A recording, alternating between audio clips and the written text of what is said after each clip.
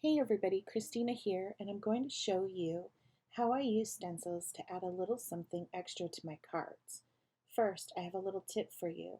With our layering stencils, I figure out how they line up and then I put a little arrow on each layer with a Sharpie so that they match up exact every single time. The nice thing about our stencils that layer, they come already lined up, so you just have to take them out of the package and put your little arrows on them if you like this tip. So I started out with the Raining Marshmallow stencil with the marshmallow part down first. Then I added the ink and splatter number 2 so that it would look like hot cocoa had splattered on the floor, or at least marshmallows with milk. So now I'm going over it with the hot cocoa splatters on the marshmallows, and I'm using Walnut Stain ink, Distress Oxide, and I went over it really lightly the first time over the marshmallows so they look a little toasty, and then I went over it again with the hot cocoa part of the stencil just to make it look a little bit darker like hot cocoa. So I went over it again real light just around the edges of that ink splatter number 2. And now I'm going to give it a little bit more depth with my Copic markers. I'm using E25 right now, and I'm just going around a few of the edges. And now I'm using E23 to bring those edges out a little bit more and blend it out to give it a little bit more depth. And I'm going around even more of parts of the ink splatter number 2. So I'm going to show you how I want to have my Yeti on there in a second, but I actually changed my mind and wanted to go a little bit further, and I'm going to be using my E30 marker just so that I can make it look a little bit like I want it to look like it's underneath that first layer, kind of like you're looking down into it. So I have that one done. Now I'm going to make my own stencil with a Sharpie marker. I'm just going to make a few wavy lines on each side. This piece of Mylar, you can get it on Amazon, and I'll put the link down below for you, but it is just cut down to 6 by 6 and draw some wavy lines on it. Now I'm just cutting all of this out. And the nice thing about this is it comes in quite a large sheet, and it comes with lots of pieces, and it's not that expensive. So I can make these as much as I want to in different designs and shapes. And I can use this for waves or hills. You can just change the colors to green and have some grassy knolls. So I'm going to be using Mermaid Lagoon, Broken China, Tumbled Glass, and Salvaged Patina for this one.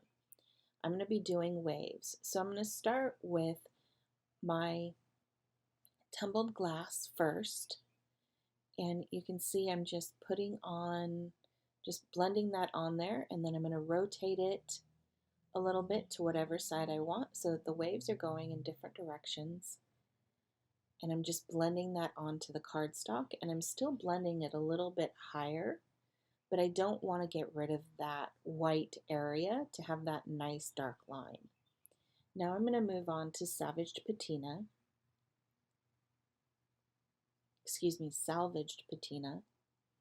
and I'm just going to do the same exact thing. And I'm going to be doing this all the way down the whole entire page with different colors.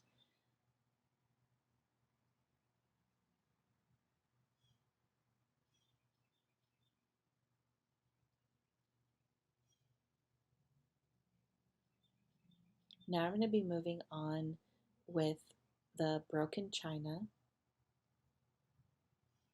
and I'm going to do a couple layers of this. And you can see I'm still blending it up a little bit. And I'm just making sure that everything kind of goes in a different direction, or whatever direction I want it to go in. Usually when I get down to the bottom of my paper, I start to have a little bit of problems, whether I have a sticky sheet or magnets.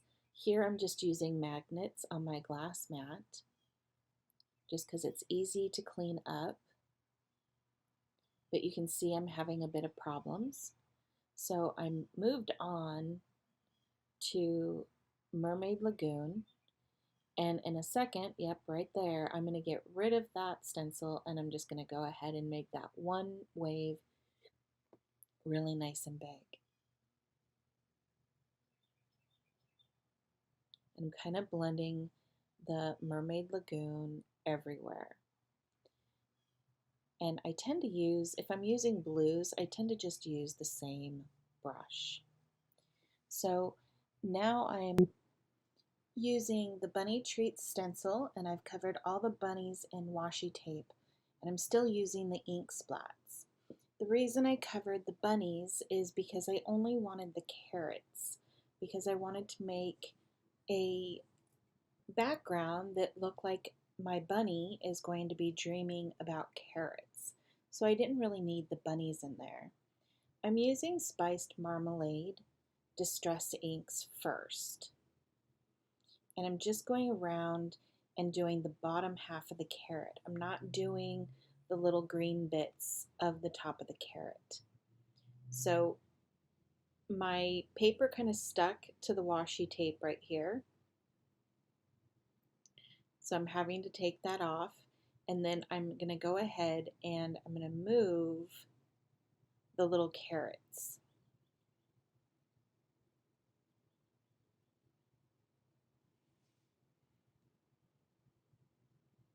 So I couldn't really see the outline of the ink splat stencil.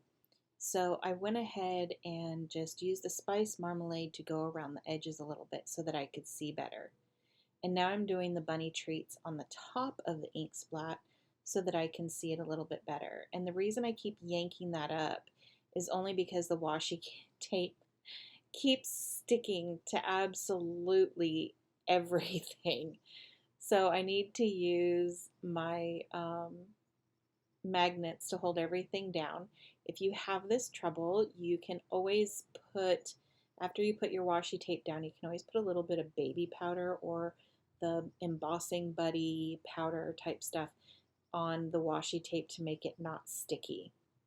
So now I'm using Lucky Clover, and I'm going over all the little bits of where the little, like the carrot stems are at.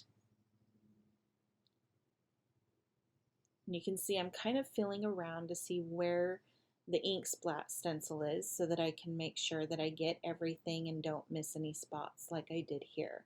I really do like leaving my mistakes in here so that y'all can see what I've done. And that I'm not, you're not alone. Everybody makes mistakes. Nobody is absolutely perfect.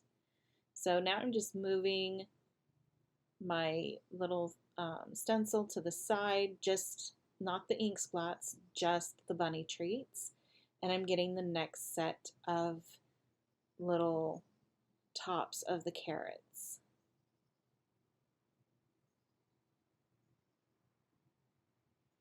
When I did this one, after the video, I did actually go in with my YR16 and my YG17 Copic markers, and I went in and I made little like little carrot lines, because you know how they have like little lines on them from the roots, and then I put little lines in the stems to make it look more like leaves. I didn't show that on the video because I didn't do it until like 2 days later.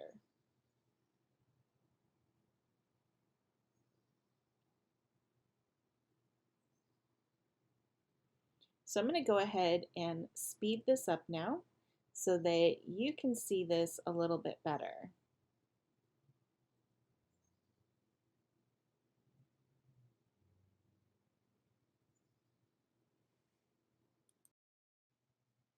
Now that all of my carrots are done and I'm satisfied where they're at, I'm going to go ahead and use my YR12 to go ahead and do the same thing I did before with the very first stencil that we used, the Raining Marshmallows.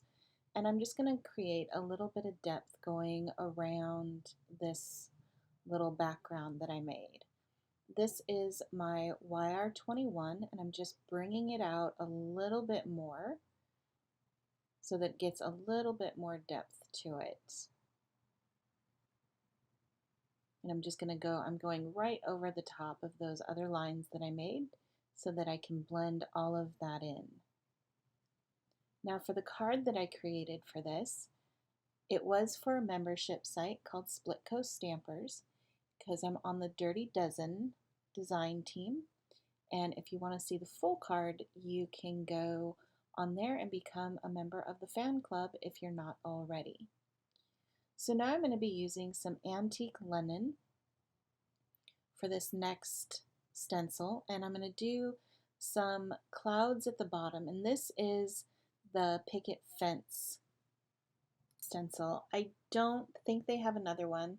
I think this is the only one that they have, and it is absolutely fantastic for cloud stencils. I don't believe in recreating the wheel if I don't have to, and so I absolutely love that cloud. I would never do anything different. This is our sun rays stencil, and I am just going about halfway down. You can tell that I don't have the circle at the top completely down to where you'll get the circle because I didn't want that part. I wanted it to look like the rays were coming from much higher above. And I'm just pulling down the stencil. Now I'm moving it slightly to the side, and I'm going to do more blending, just a little bit lighter. And I don't know if you'll be able to see it or not, but there is just a very light like shadow next to the rays. And I really like doing that effect because it gives the rays a little bit more depth. Now I'm using my Y21 to go ahead and just bring those clouds out a little bit more, just like I did the other stencils, and give them a little bit more depth. Now, you probably have heard that you shouldn't go over distress inks or anything like that with your Copic markers, that it will ruin them. It doesn't actually ruin them.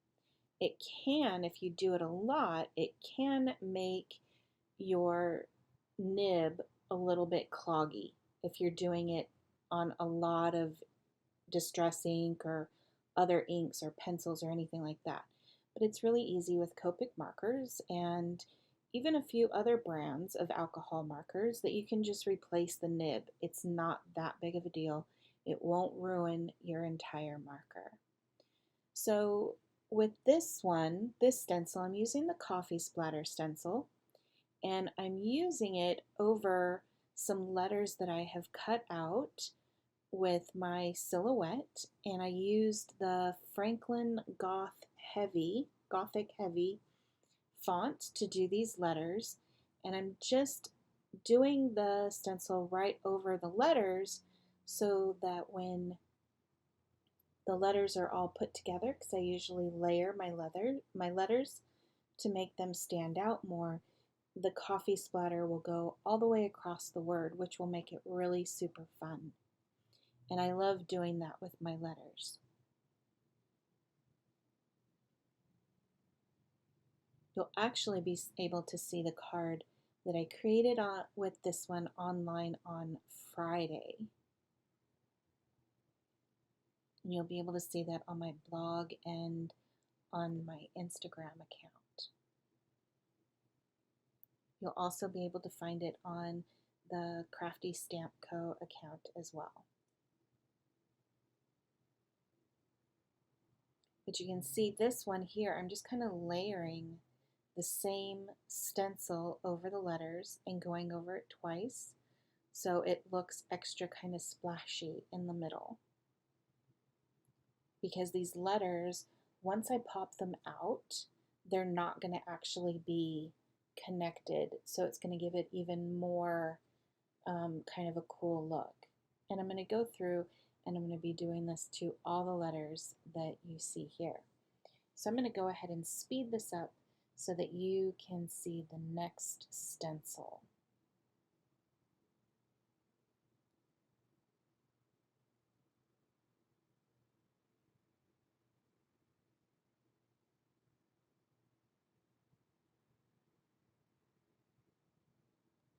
So this one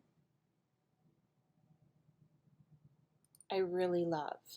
This one I'm using the Ink Splats #1, and I'm using the Pool Water stencil and a little bit of Shaded Lilac Distress ink, and I'm going to go over, just like I have been, I'm going to go over the entire thing within the Ink Splats stencil, and I'm just shading it.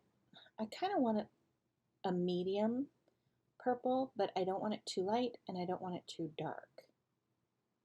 And I'm just going over the whole thing. And my idea behind this one is I wanted it to look like some potions or some sort of witchy fluid had spilled on the floor.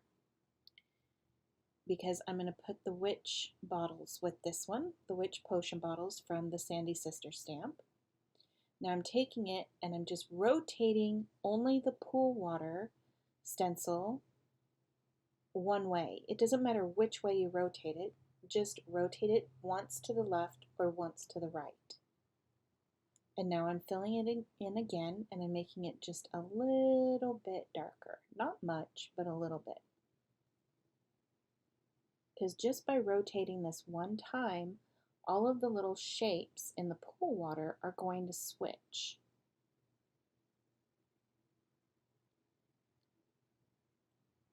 So now the pool water part is done, and I'm going to take the stencil, put it in place, and I'm going to go over it very lightly once again with just the ink splats. You can tell I've kind of moved my hand away, and I'm just going over it really lightly.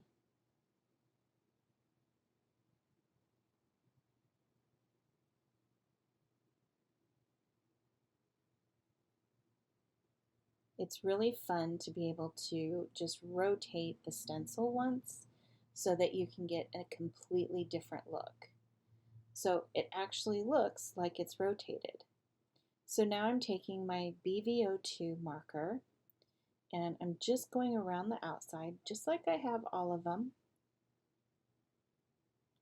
And I'm kind of just making it look, just bringing that out a little bit more. And I'm going to go around the edges of all the little splats where there should be, you know, a little bit of shadow. And now this is my BV000, and I'm going to go around it just a little bit more. And you can tell how it really kind of brings it to life even more than what it did.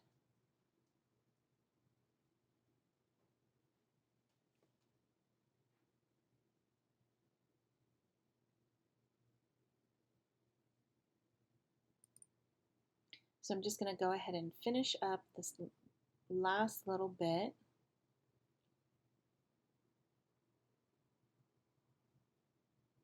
And now I'm going to go ahead and use a white gel pen. I'm using a Karin gel pen, Karin, just like the markers. And I'm just going around the edges to bring this out a little bit more and put a few little shine lines in there. So I really hope you enjoyed this video and it gives you some more great ideas on how to use stencils and layering them to make extra backgrounds. Have a great day. Happy crafting!